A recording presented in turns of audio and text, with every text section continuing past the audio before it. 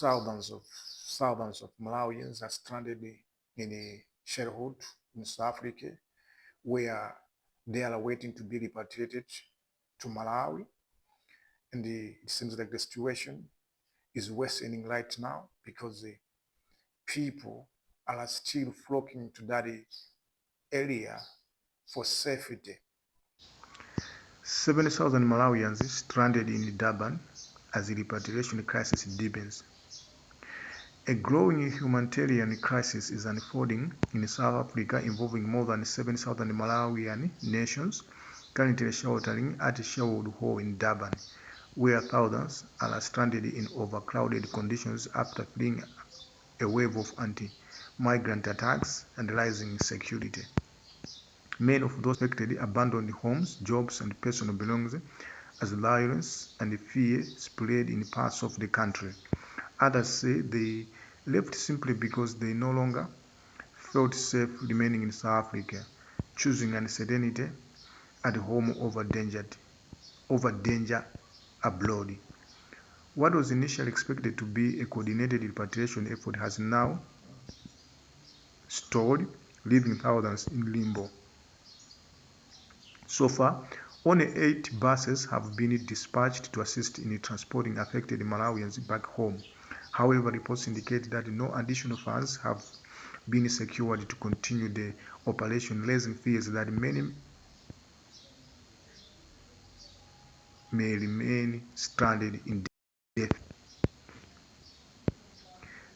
This is the story. This is what is happening in South Africa. Many Malawians who have chosen to be repatriated home are stranded in Durban. This is happening because of the xenophobic attacks that have been happening to the foreign nations in South Africa. It's a very difficult time for foreigners who are living in South Africa at this time around. And the news continues. There are also worrying claims that those who cannot be evacuated may be transferred to Lindela Repatriation Center, South Africa's main detention and processing facility for undocumented foreign nations awaiting deportation or returning to their countries of origin. For many families, the situation has turned into a daily struggle for survival. Overcrowding at Sherwood Hall has forced people into shared sleeping spaces with limited access to food, sanitation, and medical care. Assistance has been irregular and uncertainty continues to grow. See, this is also worrying because if you cannot be repatriated, what will happen is that you'll be put in prison waiting for deportation. So this is not good at all. We cannot be doing this in Africa.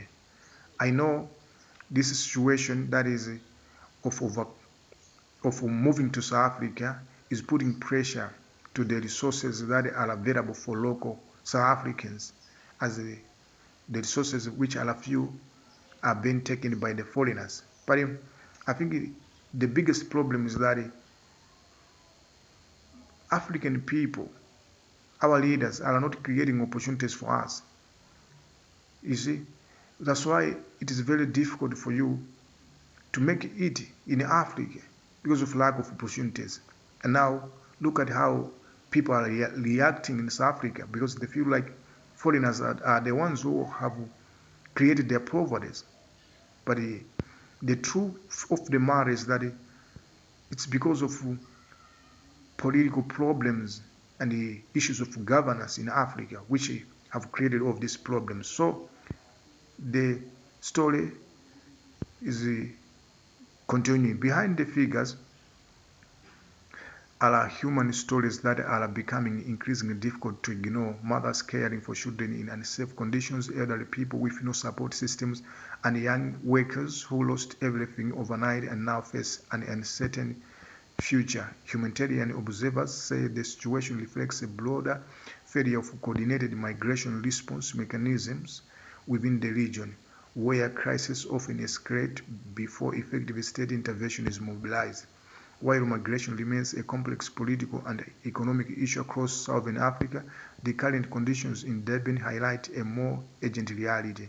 a large population of vulnerable citizens is effectively stranded without a clear or funded pathway home. See, that's the story, part of the story, which is about the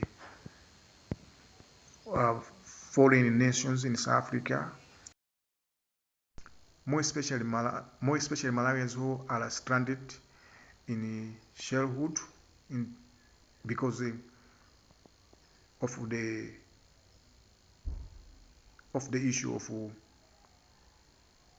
telling foreigners should go back home, and the Malawians have been chased from their homes, and therefore they have gathered in one place for repatriation.